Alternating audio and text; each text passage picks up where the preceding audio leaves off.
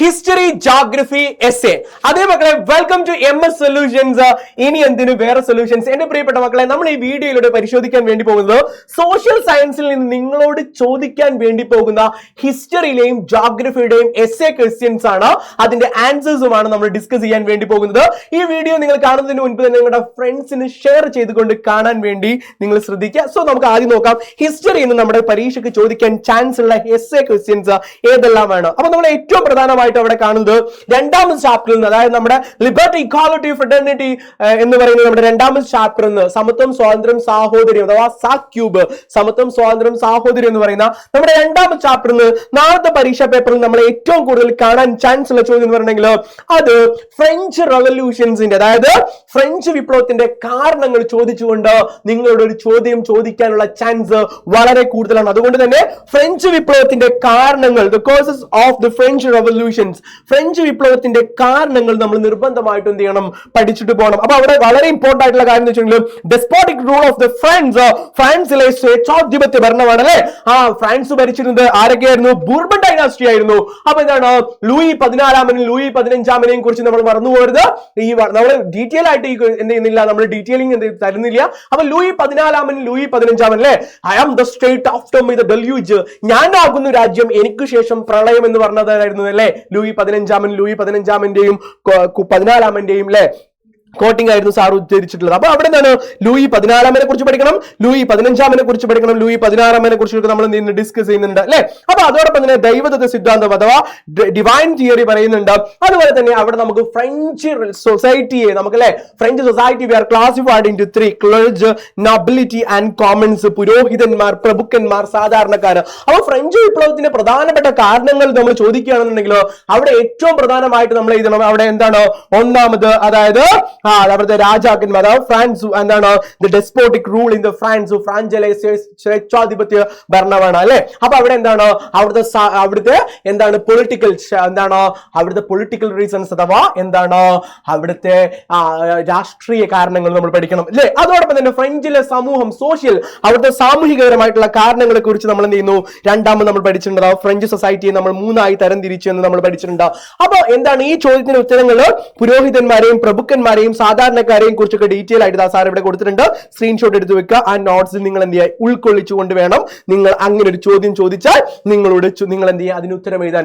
ഇനി അതോടൊപ്പം തന്നെ മറ്റൊരു ചോദ്യം ഇവിടുന്ന് ചോദിക്കാൻ ഏറ്റവും പ്രധാനപ്പെട്ട ചാൻസ് ഉള്ള രണ്ടാമത്തെ ചോദ്യം എന്ന് പറഞ്ഞെങ്കിൽ അത് എന്താണ്, ദ മിഡിൽ ക്ലാസ് അഥവാ മധ്യവർഗത്തിന്റെ ഉദയത്തെ കുറിച്ചാണ്, അഥവാ ഗ്രോത്ത് ഓഫ് മിഡിൽ ക്ലാസ്, മധ്യവർഗത്തിന്റെ ഉയർച്ചയെ കുറിച്ചാണ്. കഴിഞ്ഞ തവണ പരീക്ഷയ്ക്ക് ചോദിച്ച ചോദ്യമാണ്. അതുകൊണ്ട് തന്നെ ഈ പരീക്ഷയ്ക്ക് ചോദിക്കാനുള്ള ചാൻസും വളരെ കൂടുതലാണ്. അപ്പോ എന്താണ് മിഡിൽ ക്ലാസ് ഗ്രോത്ത് അഥവാ മധ്യവർഗം എങ്ങനെയാണോ ഫ്രഞ്ചിൽ വളർന്നു വന്നത്, അവരെങ്ങനെയാണ് എന്താണ് പിന്നീട് എന്ത് ചെയ്യുന്നത്, ഏറ്റവും പ്രധാനപ്പെട്ട ഒരു ഭാഗമായി മാറുന്നത് എന്നുള്ളതിനെ കുറിച്ച് വളരെ കൃത്യമായിട്ട് അല്ലെ. അതിന്റെ പ്രധാനപ്പെട്ട കാരണം നമുക്കറിയാം, കാർഷിക വ്യവസായ രംഗത്തുള്ള പുരോഗതിയാണ്. അതുപോലെ പുതിയ നഗരങ്ങൾ ഉയർന്നു വന്ന കാരണങ്ങളുണ്ട്. കൃത്യമായിട്ട് നിങ്ങൾ എന്ത് ചെയ്യുക, ആ പോയിന്റുകളും പഠിച്ചു വെക്കുക. അപ്പൊ ഏറ്റവും പ്രധാനമായിട്ടും ഹിസ്റ്ററിയിൽ നിന്ന് ചോദിക്കാൻ ചാൻസ് ഉള്ള 2 ചോദ്യങ്ങൾ നമ്മൾ പറഞ്ഞു കഴിഞ്ഞു. ഇനി രണ്ടാമത്തെ ചാപ്റ്ററിന്റെ ബേസ് ചെയ്തുകൊണ്ടാണ് ഈ 2 ചോദ്യങ്ങൾ നമ്മൾ പറഞ്ഞത്. ഇനി ജോഗ്രഫിയിൽ നിന്ന് നമ്മളോട് ചോദിക്കാൻ ഏറ്റവും പ്രധാനപ്പെട്ട ചോദ്യം എന്ന് പറയുമ്പോൾ നമുക്ക് നോക്കാം.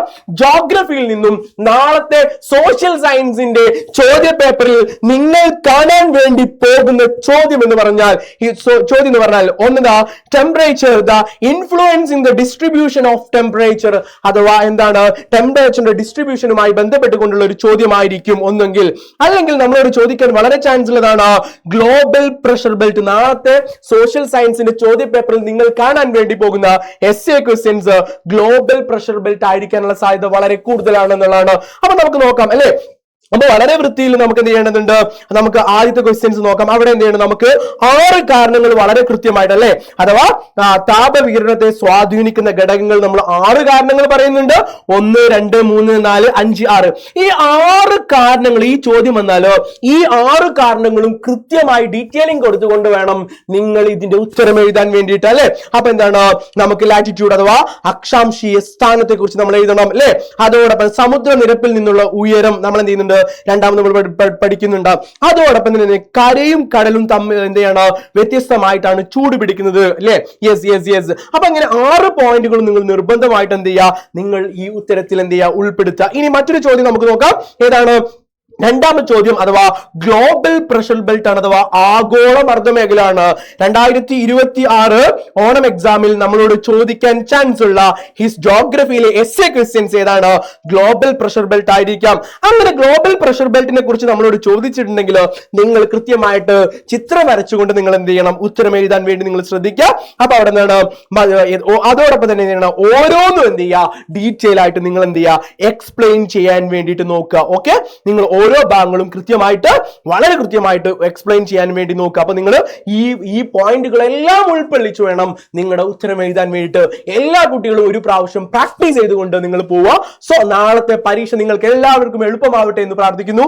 ഈ വീഡിയോ കുറിച്ചുള്ള എന്താണ് നിങ്ങളുടെ അഭിപ്രായം കൃത്യമായിട്ട് കമന്റിൽ രേഖപ്പെടുത്തുക. അതോടൊപ്പം തന്നെ നിങ്ങൾക്ക് ഈ വീഡിയോ ഉപകാരപ്പെട്ടാൽ നാളെ പരീക്ഷ കഴിഞ്ഞു വന്നതിന് ശേഷം നിങ്ങൾ എന്ത് ചെയ്യുക? കമന്റ് ബോക്സിൽ അറിയിക്കുക. അപ്പൊ മക്കളെ, പരീക്ഷയുമായി ബന്ധപ്പെട്ട വളരെ പ്രധാനപ്പെട്ട മറ്റൊരു വീഡിയോയിലൂടെ വീണ്ടും കാണാം. അതുവരേക്കും by. It's me, your Rabi sir.